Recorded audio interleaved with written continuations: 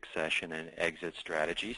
Thank you for joining us, and I invite you to stay tuned for more webinars in the future.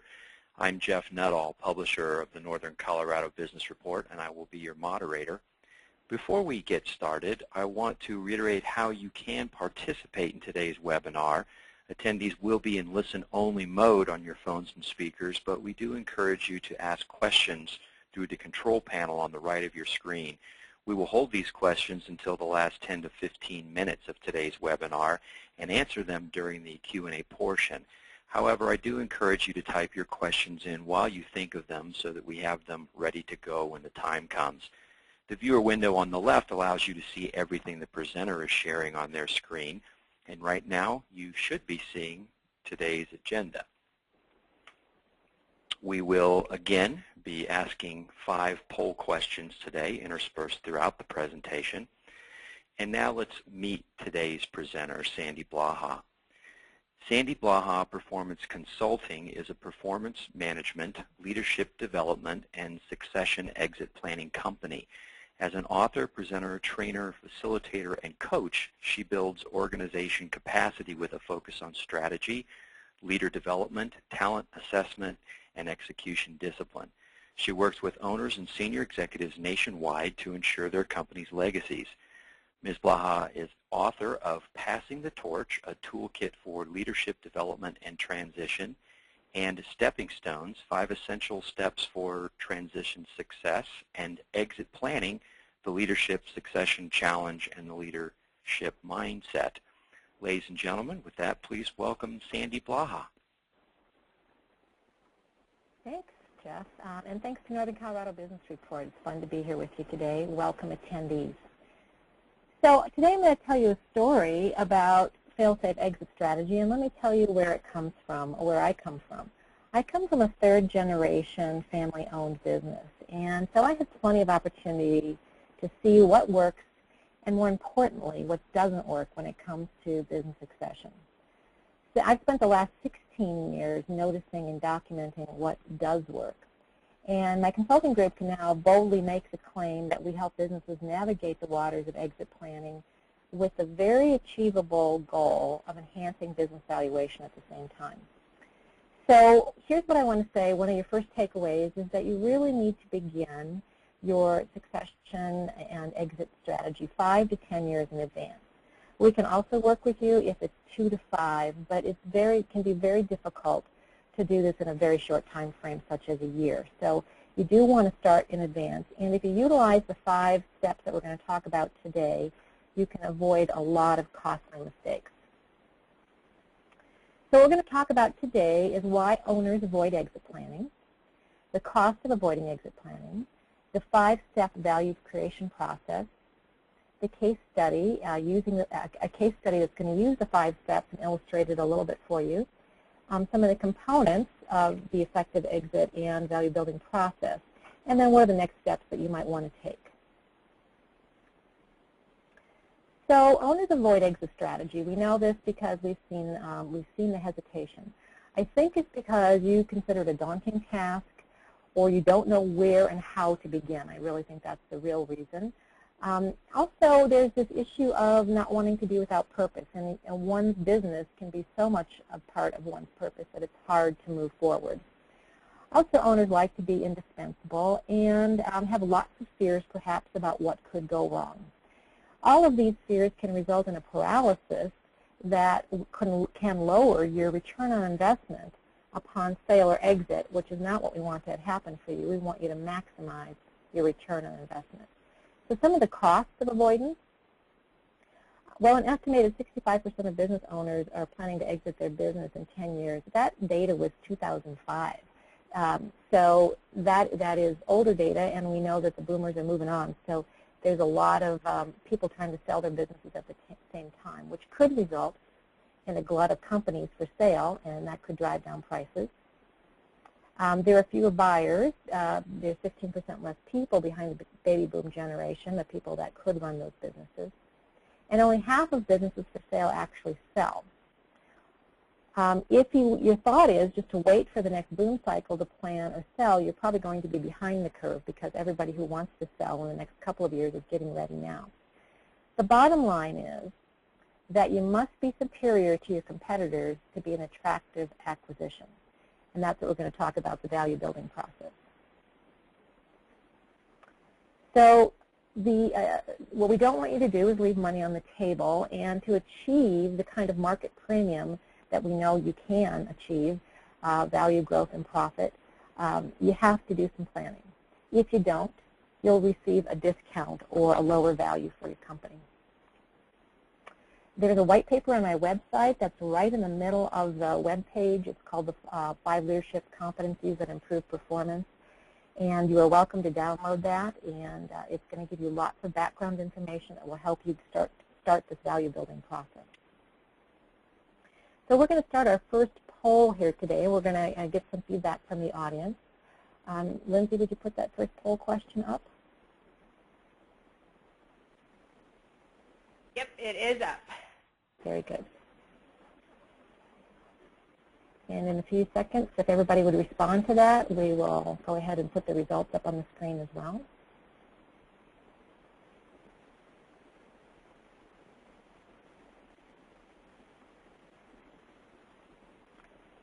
Let's go ahead and close that, Lindsay. Let's see what we got.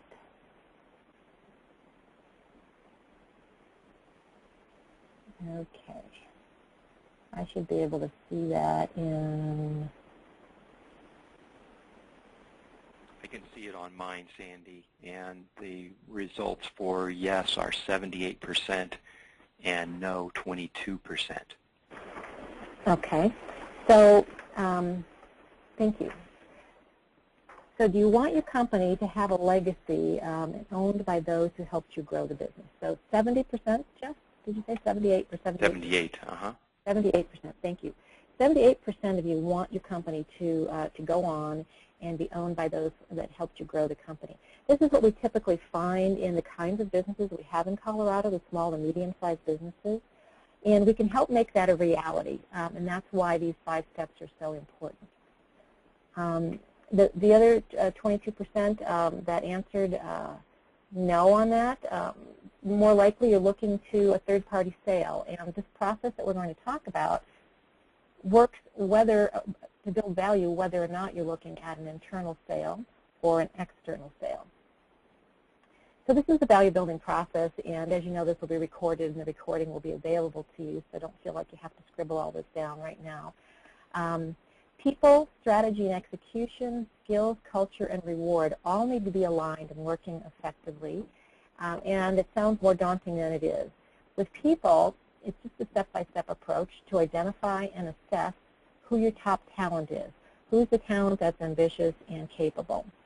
Strategy and execution, do you have a well-planned one-page business plan that maps not only the owner's vision, but the next generation of leadership's vision of where the company needs to go and the strategy to get there? And do we have execution strategy down? Do we know how to implement that? The cornerstone of this process is the skills. That's the leadership mindset, and we'll talk about all of this some more in a minute. Do you have a culture that rewards high performance in which people can produce their best work? And do you have your incentive program in place for both you, the owner, so that you can take away what you need, and also the key employees, do they have what they need in order to be motivated? So what we know about this model is that it works for 98% of the companies that use it. So we also know that each succession project is unique, and we can begin with where you are. We've worked with hundreds of companies with this process so that we know how to customize it. Okay, now this is something that you need to remember. Performance drivers. We asked an M&A expert in the last workshop, what percentage of value would you put on having an effective, highly performing management team? His answer was 60%. Previous to that, I would have said 50 to 60%, but we got a very clear answer. Whether it's a legacy project or a third-party sale, or an internal sale or an external sale, a top-notch management team is going to drive 50 to 60% of your value. Something you need to keep in mind.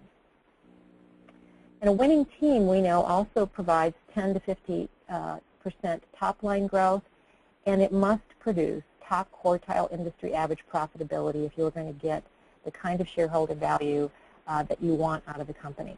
So that's essential to our success formula, that you have a top-notch team. So I'm going to share a case study with you, and I have permission to share this case study, though we have changed the name of the company just to be fair to my client, but we're going to call this company Creative Collaboration. In 2007, they saw the writing on the wall, and this case study goes to the present day. And they could see that that economic times are going to become very hard for them. So this is what the managing partner said, who is now the president of the company. He said, "We saw the economic change coming in 2007, and we were determined at that time that we were going to handle this recession differently. Instead of winding down the work we had and go through layoffs, we went on the attack, which was the impetus for us hiring a full-time business development person, a full-time marketing director, and planning a new healthcare initiative. It wasn't until later that we determined that this recession was going to be deeper and much worse than we initially thought. So we revised our thinking to span a longer period of time and developed a plan for survival, which we called Survival to Victory. The Survival Until Victory plan was developed at the end of 2007, revised in early 2008, and we presented a PowerPoint to the staff in March, and I'll show you just one of the slides at the end of this. But this is what they said about that. The presentation was intended to become educational and informative, as over 50% of our staff had never experienced a recession in their working years, and over 80% had never experienced anything worse than a micro-recession. So we had to help people be truthful and optimistic at the same time. So this was some of the things that they did were on the screen here. They decided on what kind of strategic risk they were going to take. They wanted to maintain a great culture. They didn't want to slash and burn staff. They took minor pay cuts, and the pay cuts were at the top. Most of the pay cuts were at the top. They cut back the principal stockholders' pay first. They also used it to thin out underperformers, which is something we saw throughout this recession, which really helped productivity. They pursued some new markets, opened a branch office, and invested in some new tools and technology. So you'll see in a minute what the impact of all this was. They also decided on some strategic change. They had some role adjustments. They improved performance through adjusting roles, and primarily they took their principal stockholders and they moved them out of project management into project direction, which was really supervision of their staff, and then finally into leading market sectors. They focused heavily on business and market strategy and made sure that everybody was on the same page with their pursuit of prime, which is a particular methodology that I'll show you just a little about in a minute. Their results, 2010 was a record year for revenues and profits. Their profits were reinvested to position for the future. They obtained a high-level profile world headquarters building. This was an architecture firm, which was an A client. They entered a new market, higher education, and the risk that they took was, in order to obtain that high-profile client, they entered a design competition and spent $200,000. They had actually socked quite a bit of money away for a rainy day, and this was the rainy day that they spent it on. And this was a 30-person firm. They competed for this A client and outcompeted firms that had 2,500 personnel. Pretty darn successful process. But it was really focused on making sure that they were at the top of their game. So as we look here, we can see that some of their other goals were retaining 90% of their top talent. They worked hard to attract new A-level talent. They did thin out underperformers. They attracted an A-level client. They reduced owners' involvement in operations by 30%, and I'm going to make this point several times. If you reduce stockholders' performance in day-to-day operations and increase key personnel stockholder performance in principal level and executive people, if you get them more involved in their high-level activities, their strategic activities, their business development activities, your company will grow and improve just by virtue of that change. Now, if you put behind that top-level personnel that can take on some of the responsibilities previously handled by the executive, then you have a growing company. So this is part of our methodology. We want to focus owners on their highest value activities and get the trust and engagement of all personnel.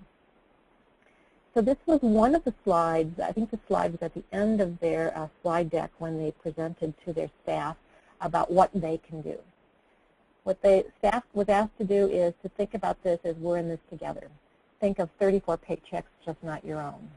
Work a solid 8 hours every day.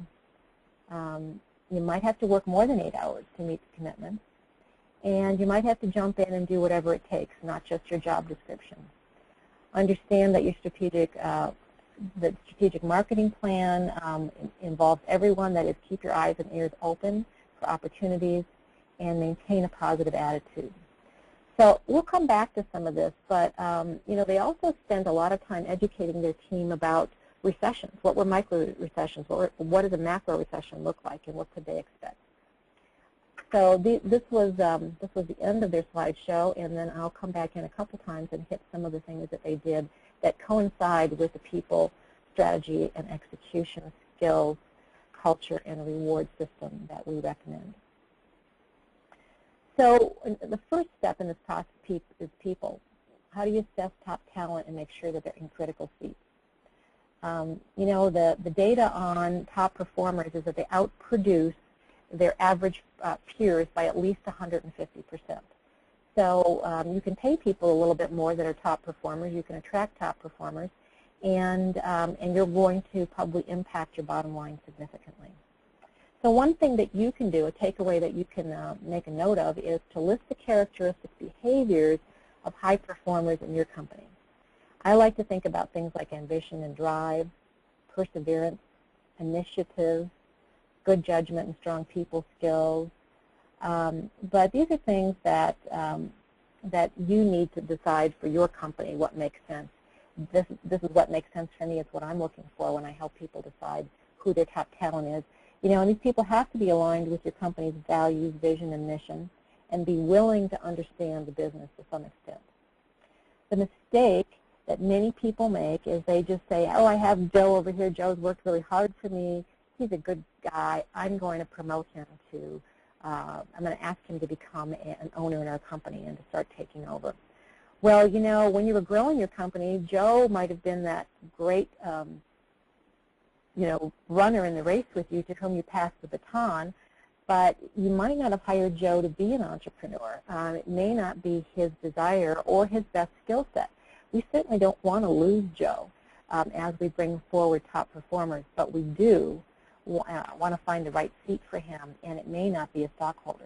At the same time, when Tony King comes on talking about legal structure in a few weeks on the webinars, he'll talk to you about this a little bit more. You don't want to just put financial and legal papers in front of everybody and say, okay, now you're going to become stockholders.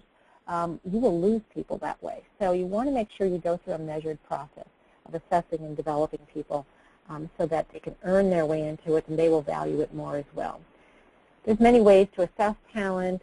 There's a number of assessments out in the market. We usually use the Myers-Briggs, which you see here. And what we can do is help people see where they fit best. So this particular personality is extroverted, sensing, thinking, and perceiving. They're really good at client service. And really being able to be of service is their highest goal.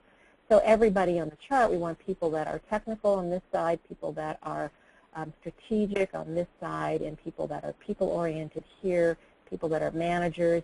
And this helps us to get the right people in the right seats. Another thing we take a very good look at is emotional intelligence. Extremely important. You don't want to promote people that have poor judgment or poor people skills, even if they're technically the most competent, because you set a bad culture, a bad tone for what leadership looks like. So this is just you know, 3 of the questions on an emotional intelligence profile. You can see that 9 people evaluated, and that the average on the top one was 4.11. And throughout these 3 questions, which is whether this person accurately assesses their own capabilities, you can see that the supervisor has rated the person and the individual has rated themselves higher than their direct reports. What we want to use this kind of information for is to make the invisible visible. We want to be able to illustrate what this person needs to work on in order to be able to move forward. Well, obviously, you can't be a leader if your peers and your direct reports don't trust you and don't want to follow you. So you don't want to wait to give this information to people late in the game, and I've had that happen, and it's very blindsiding for an individual who thinks they're moving forward. You want to assess people early on. You also want to manage the performance of your leaders, and you find people that, people say this all the time, oh, we couldn't do without Joe. Joe works 60 hours a week. He's hardworking. He's loyal. It would cost us 3 salaries to replace that person. Well, what's the problem with that? Well, the problem is that person can end up being overpaid. They set a bad tone because they're a lone ranger. They may not be developing an understudy, and I do not recommend that anyone is promoted in their company without having developed an understudy. If you can't walk away from your company for 2 weeks and go on vacation because you haven't trained anybody else, then that isn't a sign of leadership strength. It's a sign of leadership weakness. And often that person is juggling too much, which can become an excuse for being a bully or being abusive to other people within the company. So it's a dangerous bottleneck to growth, and we try to move beyond people that are indispensable into a more shared team environment. So let's look at our next poll question, Lindsay. Do you have key personnel who are or could become your next generation leaders?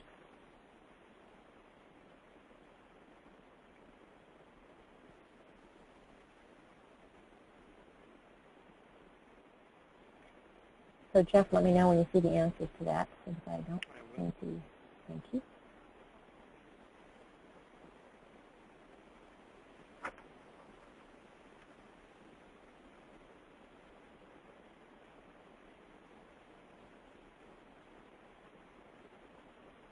And the results are in. The yeses are 57%, and the nos are 43%. Okay. Well, then you have something that you can work on if your answer was no to this. And we can certainly help you identify who the key people are or attract those people to your company. Those of you who say yes, then this is the team that you can start to work with. And what you want to do is help them have type of strategic learning assignments that are going to help them prove to themselves and to you that they really could be your next generation of leaders. And perhaps they will be stockholders as well. As I said, Tony will talk about that on November 16th, about how you can incentivize key people and make sure that they have golden handcuffs on. So step number 2, strategy and execution. You have to define and map the owner and the company's future. Everybody has to know what that is. And your key people need to be part of that. Those key people that you said, yes, we have key people, have to be able to get inside the company and start to make it theirs to the extent that they can help you develop that strategy. Because you want people to own the company with their hearts and minds before you ever ask them to own the company with their wallet. The owner also, it's very important for the owner to see their future. What purpose do you want to have in the next 3 to 5 years as you start thinking about stepping down your time and engagement and involvement in the company? So one way to do that is to really think about what your highest value activities are and what are the things as owners that you do, but they're not really high value. You just have to do them. And think about who could, for whom would those activities be a learning opportunity. So for example, you might be really engaged in performance reviews. Well, that's a good thing. But what if that person's project manager was a key person in your company, and maybe they should also be involved in the performance reviews so they can start to learn the ropes. And then next year, they might take a stronger role in performance reviews, and you might take a shorter role. You should be out as the owner helping develop the strategy and the business for the future rather than in day-to-day activities, and start to share your areas of responsibility with your key people. So we help manage that. You don't want to do it all at once. but you can do it little by little. Some of the things that we do to help the next generation understand what the ownership transition might look like is to develop a manual that talks about mission and values and leadership roles and governance and compensation and buy-sell agreements. And this all makes it very transparent to the next generation, and it helps them feel like it's more real. It's not just something we're talking about. It's not absolutely necessary, but it's very useful. You also need to prepare the foundation, and as your key people get engaged with your strategic plan, expect that they're going to kick the tires. Okay, what they're going to say to you is, you know what, when we get out in the field, we're not very strong in these particular areas, and it needs to improve. And that's a great opportunity for you to say, okay, that's a good idea. Let's develop a strategy for that, and can you help implement that change? So you wouldn't want people buying your company or buying into your company as minority stockholders or as next generation leaders who aren't kicking the tires. Smart people kick the tires before they buy a car. So look, you have to start looking at the business through the lens of your buyers and your future buyers and your next generation leaders, and not take offense at the fact that they have an interest in improving your company, and that will also positively impact your bottom line. And besides, it's great to have the help. We want a solid executable plan, and we do use a 4-3-2-1 method of doing business planning. Our next planning session is January 20th and 21st. We invite several teams into the room to learn how to do a strategic plan while they develop their strategic plan, and we focus on the 4 decisions: people, strategy, execution, and cash; the 3 disciplines: priorities, metrics, and meeting rhythms; the 2 drivers: reputation and productivity, and the measures for those; and the 1-page plan, which has to be revisited on at least a quarterly basis to make sure that everyone is following through. We actually start with once a month until we get into the habits. Another thing that we want to do is, as you have next generation buying into minority stockholding, which we recommend because that helps them to be more engaged in your business and have skin in the game, we likewise want to do cash flow projections for owners and key people. So Susan will probably talk about that next week, what kind of pro formas and cash flows that we can show everyone so that we can see what kind of performance creates the kind of bottom line that we're looking for. This is just a sample of the 1-page business plan. It's actually 11 by 17, so it's a little tricky. It's not just 8.5 by 11. And we put core values and purpose and 3 to 5 year targets and 1-year targets, actions for this quarter, who's going to do what by when, and then individual accountabilities, as well as along the bottom various performance metrics. Very important to creating value while you're going forward is to have an aligned plan. So let's look at our next poll question, and Lindsay's putting that up now. So how many of you have leadership aligned and accountable to a business plan?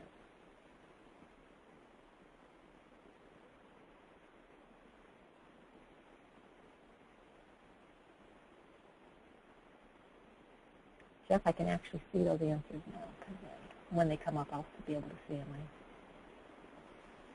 was able to click the right thing here. So if you've all finished answering that, we'll take a look at the results. Okay, looks like 47, actually it's so small I can't really read it. Can you see it, Jeff? Yes, the yeses are 43% and the nos are 57%.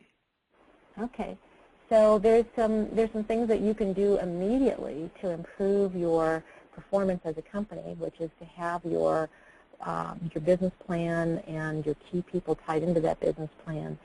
So I do invite you to think about attending our January 20th, 21st session. So that happens. It's very empowering. It makes a huge difference. Okay. So we're going to move on. This is the cornerstone of this project, or the archstone, I should say. You know, the first 2 steps, people, and the second one, strategy and execution, are sort of your foundation, but the skill sets that people need to be leaders is really the archstone. Without those, they can't really be successful. What the business owners are working against is owner dependence. They can't be the hub in the wheel of the company and expect it to go on without them. They have to start stepping out from the middle and allow their team to lead. So the team, the next generation team, needs the skills, and they need to also choose each other as partners because they have to work collaboratively together. And usually it takes more than one person to replace someone who has grown a company over the years.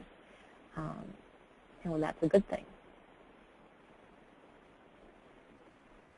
Okay, so one of the skill sets that we focus on is what does it mean to have the kind of trust that we need? Well, we need skills to be able to speak straightforwardly, to be transparent, to deliver results, to practice accountability and keep commitments, and be clear about expectations. Those last three are absolutely essential.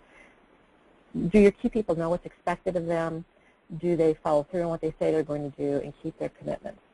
Do you as an owner share authority for decision making in particular areas? So this is something that, again, it's useful to have some help with.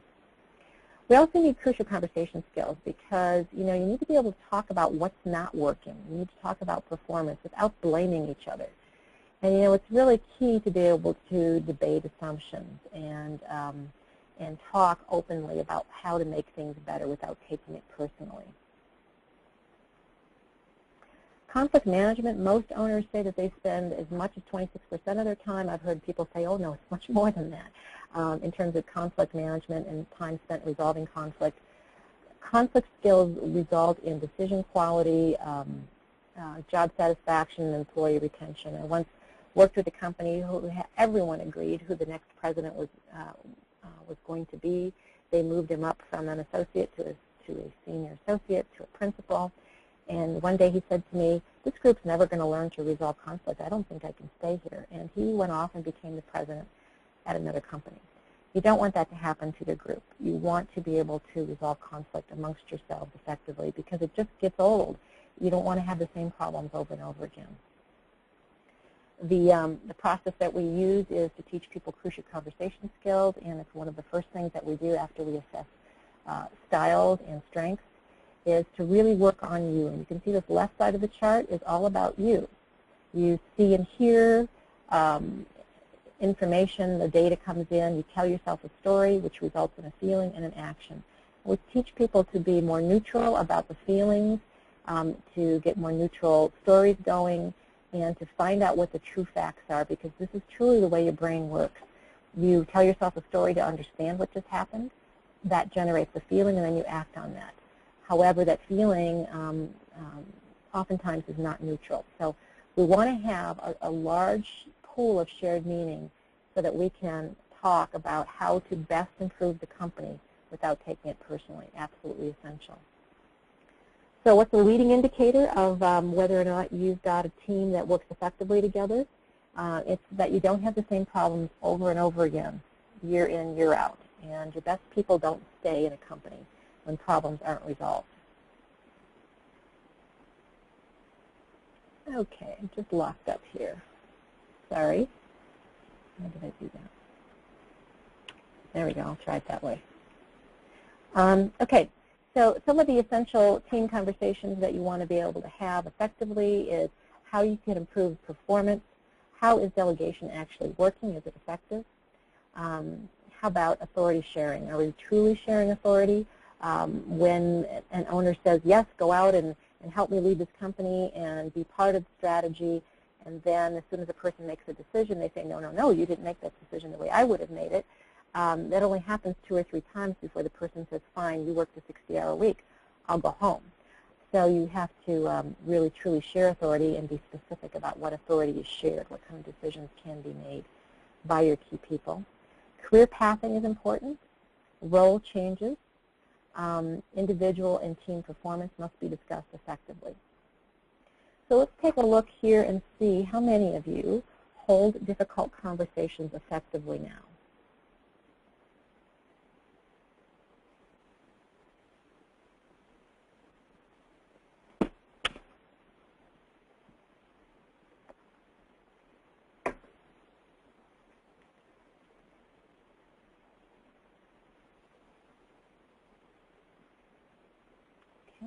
And what the results are 50-some%. Yes, Jeff?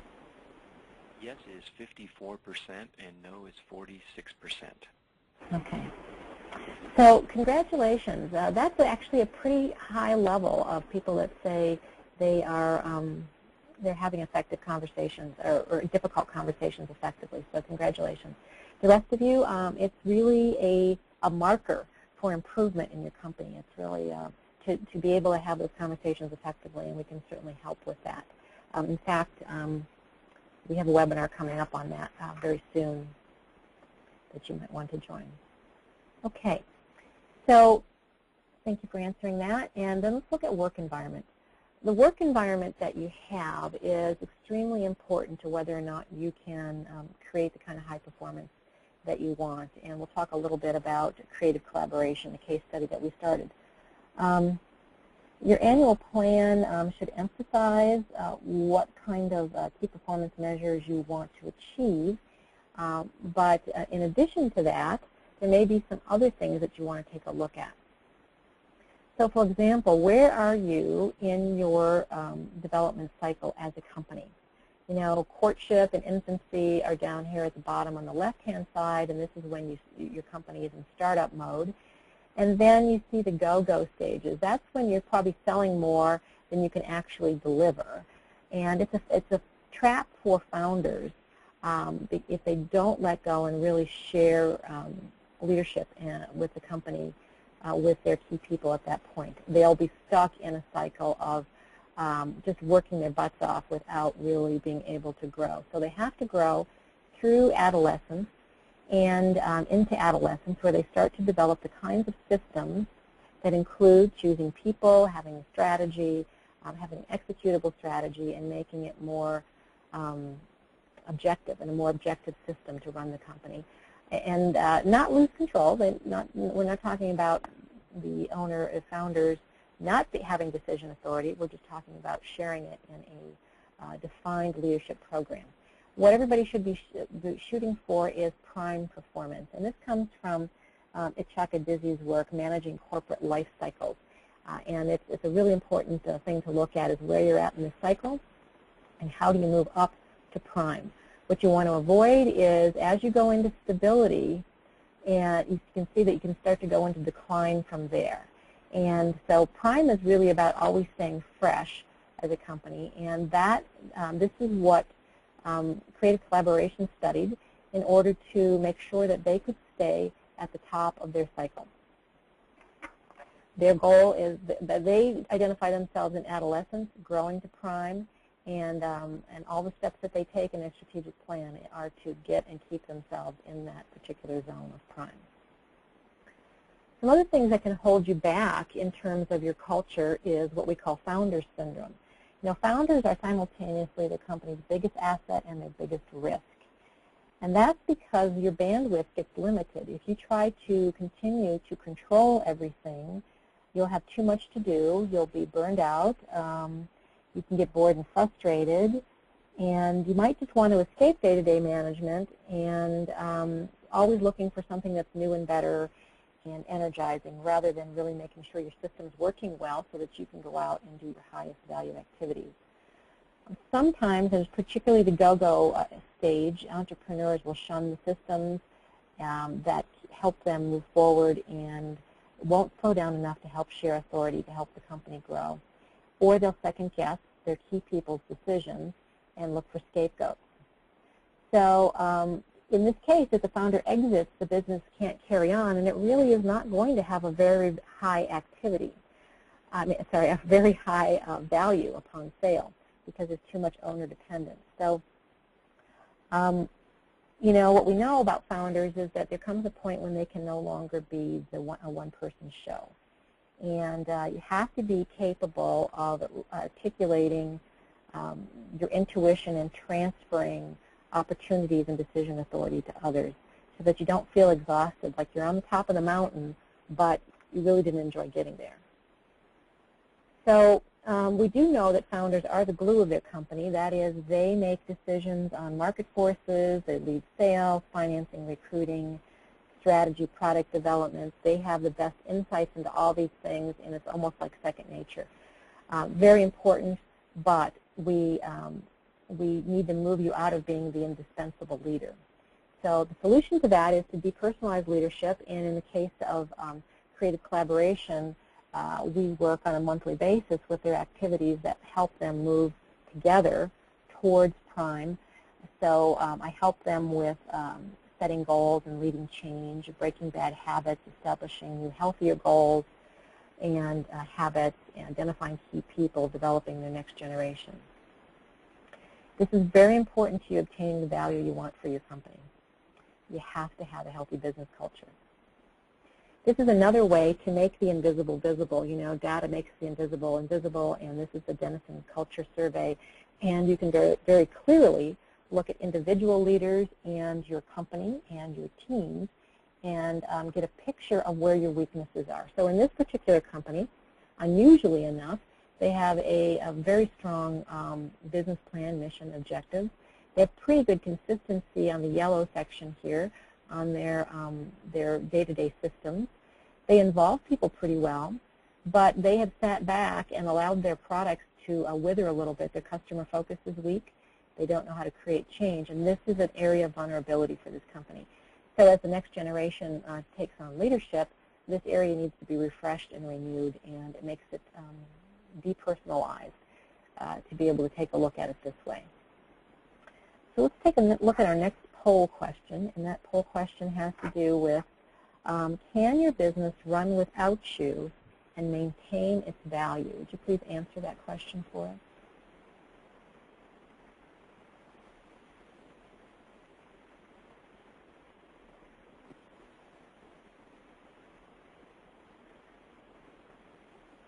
And Lindsay, I'm going to ask you to get the results of these back to me when you're done, if you wouldn't mind. Okay. And the yeses are coming in at 31% and the noes at 69%. Okay. This is really key when we're talking about developing the value of your company. Those of you that said no, your company is dependent upon you for its value. It doesn't matter how you want to sell your company, whether it's internal or external. You have to change that dynamic. And that's what the 5-step process that we're talking about does for you. So thank you for answering that and being honest about it. It gives you something to start to work on. Okay. So the last section is we've talked about people, strategy and execution, skills, culture, and the 5th section is reward. The 5th step is reward. What kind of performance compensation do you need to be successful? And the reason that we put the dollar here and the house is that bringing your key people in as minority stockholders is a really good first step. Of course, you're going to want to do this with some analysis and of their strengths and challenges and where they fit. But you want to start with small bets that they're making, where they're at risk in small ways, helping you. Their bonus may be tied to whether or not the company has the kind of bottom line profits that are top quartile performance that you're going to need to compete in the marketplace when you want to sell your company, or take money out depending on what your strategy is as a legacy project, depending which direction you're going. So you want small bets of $1, but eventually, if that person is a stockholder, their assets are going to be on the line together with yours at a proportional rate, and their house may be pledged against the mortgage. So you want to start with little bets, slowly moving up towards the bigger bets. Skin in the game helps people perform better. There's just no doubt about it. So let's see what happened with creative collaboration and their financial results using these 5 steps. Their project size in 2007 to 2009, it was higher in 2007. And in 2009, it was a little bit lower. We don't have the in 2010 is when they got their A-level client, and that's a $75 million construction project. Their revenue growth went from $7 million in 2007 to $8.3 million. And in the revenue per employee, and this is where the industry average profitability is, they knocked it out of the ballpark. 2007, $160,000 per employee.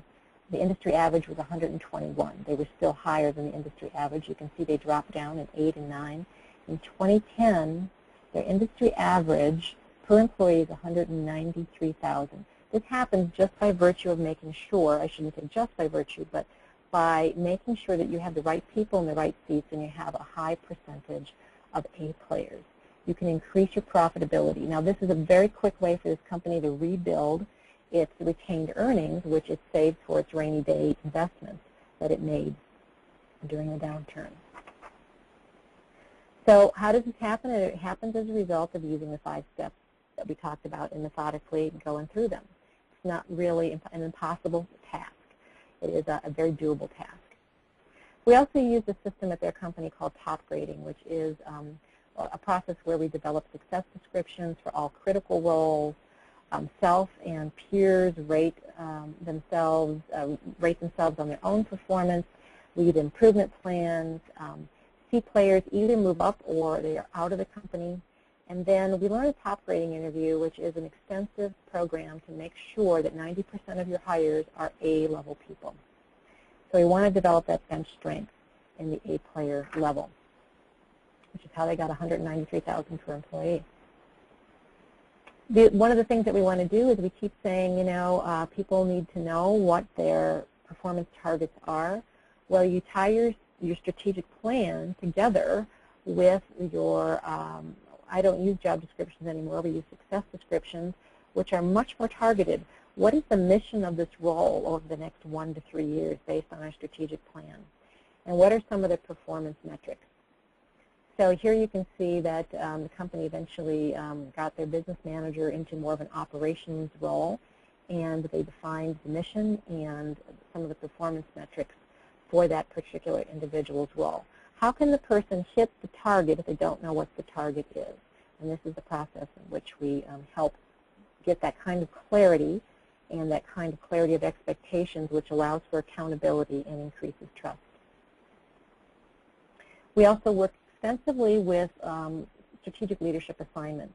And these are tough assignments that allow people to fail and rebound. It's not like, here, you become the CEO of the week.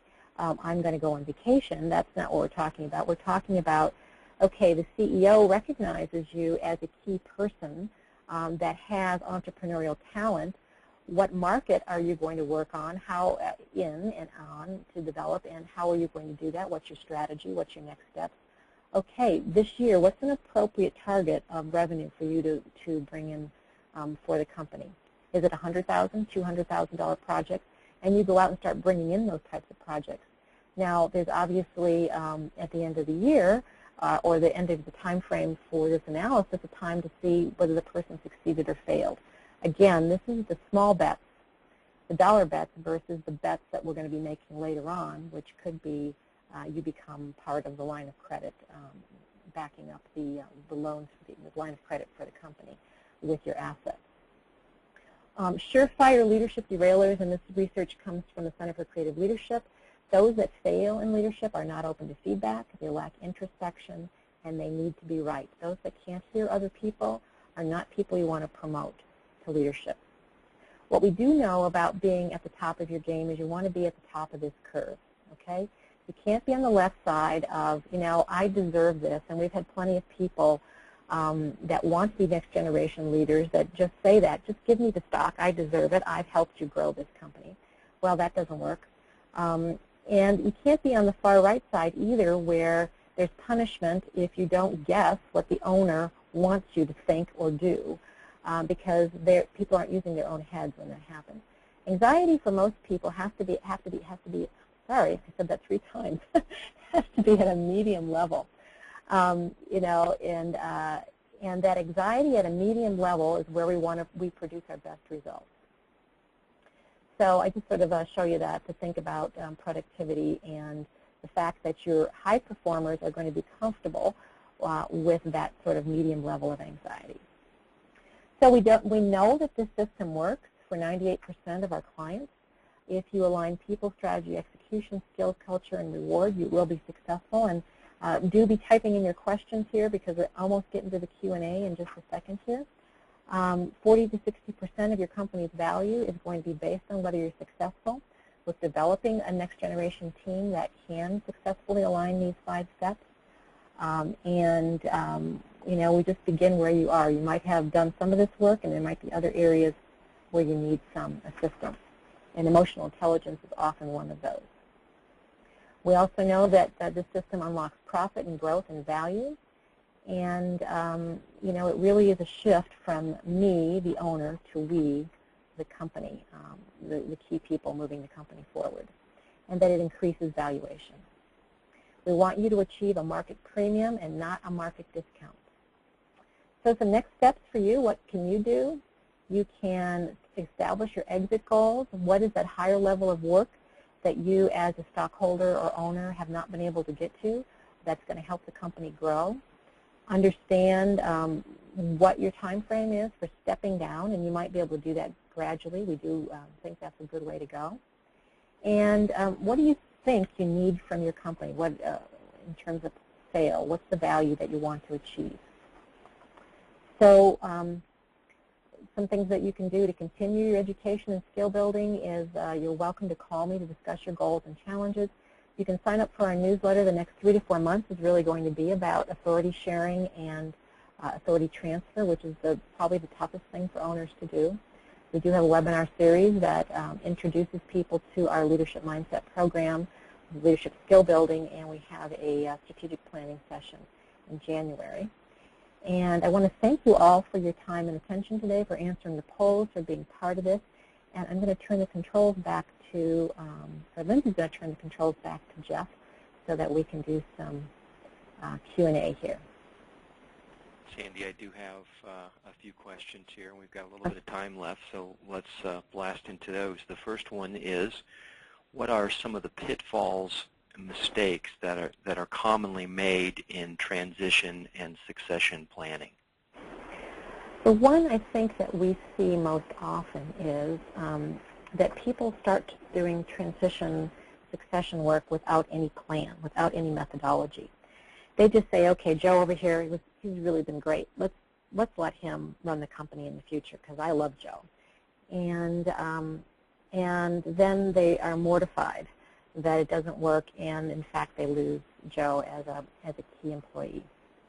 So what you want is to really have a process that allows people to understand their strengths and weaknesses, for you to understand their professional goals, to help a person improve their performance, to take on strategic learning assignments, and little by little earn it. People always do better when they can earn their place rather than it's just given to them. And that's another mistake that is made is, boy, I gave Joe stock and he's not doing anything. He's not helping me with running this company. So I think having a methodology is really important. Some other mistakes that we see are that owners say one thing and do another. They say, Joe, I want you to run the company. I'm going on vacation, and here's some things you can do. And then they call in every day, they second guess what Joe does, and they undermine him in front of the staff, which chases people away, and it's a mixed message. So we really work with that delegation, coaching, and authority sharing piece that's so important to the success of this process. Okay. The next question I have, Sandy, is why do I need to start 2 to 5 years in advance? Okay. Well, first of all, to have an amazing team, a high-performance team, it takes a little bit of effort. So you want to be able to think and plan, and we're going in order with these webinars from me, who works on the developmental aspects of you with your team and you're creating a high-performance team and a high-performance company, to Susan, who's going to help you think about the financial aspects of the planning, and Tony, who's working on the legal structure, and John, who's going to talk about your wealth creation in your estate and your financial planning. That order is an appropriate order. First of all, you need to know that you've got the DNA to be a high-performing company so that you can take away the best value from your company. That just doesn't happen overnight. And it can take from the shortest period of time I've seen it happen is about 9 months. 18 months is not unusual, but I've worked with companies that double and triple in size when this process is happening. and sometimes it's a 7-year process. Sometimes the method that you choose to get there, for example, if you choose an employee stock ownership plan, that's a much longer and more involved process. So it takes time, and you need to not rush it. You need to be able to work it step by step. Okay. The next question is, what about how the economy is slow and how that affects the company value and possible future of the business? Yeah, that's a good question, and it's why I showed you a case study that was during the recession, to show you that it can be done, and these were real numbers with a real company. The economy is slow. It may be that you're not going to receive, the top of market value. However, you have to work to create the best possible climate and business environment strategy that you can in order to get the best value you can from your company. And I worked with another company just recently who the owner said, what's most important to his two partner stockholders, they were minority stockholders, he said, what you have to do is produce top quartile bottom line and net profitability in order for us to be an attractive acquisition. 3 weeks ago, they got an offer, and they happened to be being coached by Miner and Brown on that, and they've been very successful in moving that forward. So it's not impossible to still achieve a very high value. It's just that you have to put the effort into getting to that point. Okay, and I think we've got time for one more. You had mentioned that 98% of companies have success with the process, or this process. Who fails and why?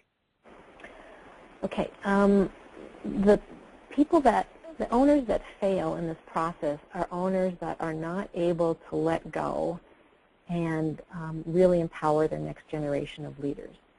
And there's no fault there. I understand what it takes to run a business. I run my own company.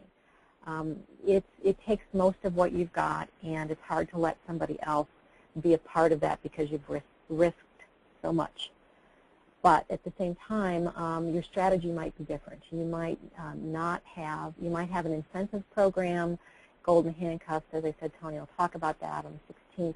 But perhaps you don't go any farther than developing a good, strong team. You look for third-party acquisitions. Now, the problem with that is that, again, if the company is completely dependent on you for success, you're going to have a market discount. You're not going to be able to achieve the same kind of value for your company. But there is still an exit strategy. You can get out. So the kind of clients that have failed are clients that are often already in their 60s and they've never shared authority with anybody. And that can be a tough situation to change. So I do have one right now that I'm being very successful with. I think he finally is ready. So readiness is a factor. Okay. Well, Sandy, thank you so much for your presentation today. I think it was very insightful, and I can tell you as a business owner, I was paying very close attention to some of those slides there that I thought were very helpful in terms of understanding how important it is to have great leadership within your company if you want to have great results. Well, this concludes the second session of our Business Succession and Exit Strategies webinar. The slide on your screen now shows the remaining schedule for this webinar series. And I want to thank all of you for attending today. And we look forward to discussing Build Your Value and Plan Your Future with Susan Johnson of Brock & Company CPAs next week. Here's the contact information for all of our series panelists, and I encourage you to reach out to them independently to drill down even further with your question. Thanks again, and enjoy the rest of your afternoon. Thanks, Jeff. Thank you, Sandy. Bye-bye.